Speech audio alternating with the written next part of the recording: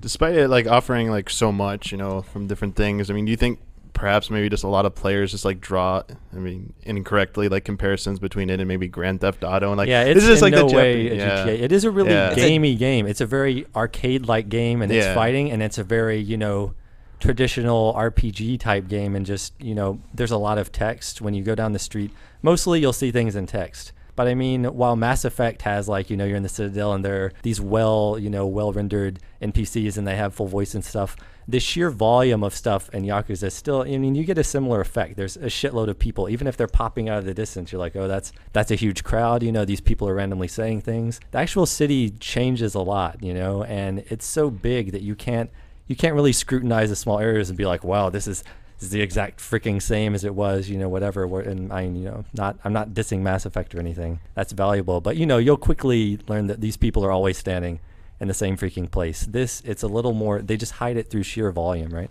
But yeah, it's a really gamey game and then kind of an arcade-like game, but there's a ton of good stuff to do with it. And if you go through the story, just moving through the city introduces you to the interesting side stories. Or you see like, oh, there's like a batting cage over there. I could like duck into that, and someone will walk up to you and pull you into like a side quest, or you'll get, someone starting a random battle. The game just really, going through the game, you're naturally exposed to just a ton of stuff. There's a lot of stuff to do, and it's pretty good. I like it. The end. もう何やってるの？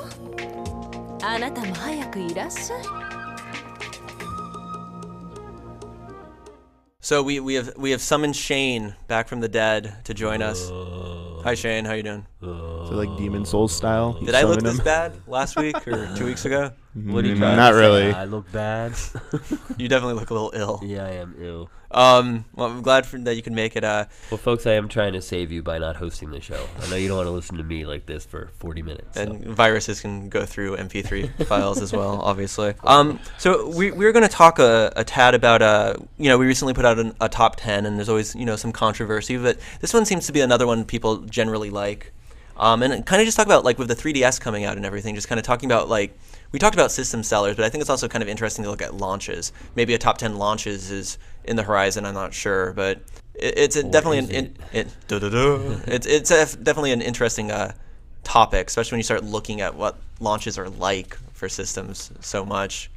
Well, I think I mentioned in our Madden review for the 3DS that with launch software, they kind of operate on a curve, and you kind of give them the benefit of the doubt in some ways because you realize that they're under tight restrictions to get the games done. But in Madden's case, I think it pushed the goodwill over the brink. Yeah. I think your expectations for launch software are a little lower than what you expect a year into a platform's life cycle. But there's no excuse for some of the 3DS software being in the shape that it was. And some of that first-party software. I mean, I'm still